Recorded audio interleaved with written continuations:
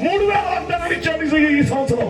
ప్రతి వాగ్దానం నాకే, ప్రతి వాగ్దానం నాకే. నేను చాలాసార్లు ఈ ప్రార్థన చేస్తాను, ప్రభా అబ్రహాంకి ఇస్తావు వాగ్దానం మాకు కాదా? ఇస్సాక్కి ఇచ్చే వాగ్దానం మాకు కాదా? యాకోబుకి ఇచ్చావా వాగ్దానం మాకు కాదా?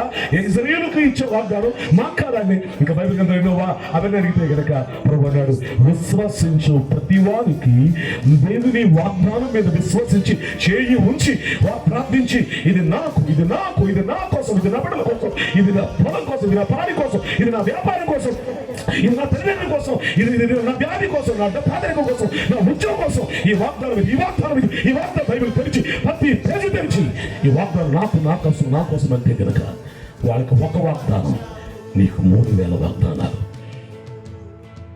ఒకసారి చప్పట్లు కొడితే నీకేం పాపం అవుతుంది. ఎందుకు చప్పలు కొట్టమని తెలిసినా?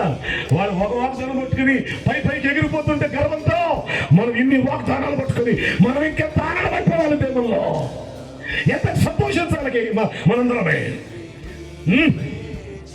ప్రభు వారు నీకు వినండి, ఈ 2026 సంవత్సరంలో ప్రతి వారం వాక్యం వింటున్న ప్రతిసారి, విను నాతో కలిసి ఆరాధిస్తున్న ప్రతిసారి, సంఘములో మందిరములో విశ్వాసులందరితో కలిసి పాడుతూ వాక్యం ప్రతిసారి నీ జీవితంలో దేవుడు ఒక గంభీరమైన, ఒక ఆశ్చర్యమైన, సాతాను సిగ్గుపడే, లోకము విస్తుపోయేంత ఆశ్చర్యకాయం వాక్యం వింటున్న ప్రతిసారి మనందరి జీవితాల్లో చేయబోతా ఉన్నాడు.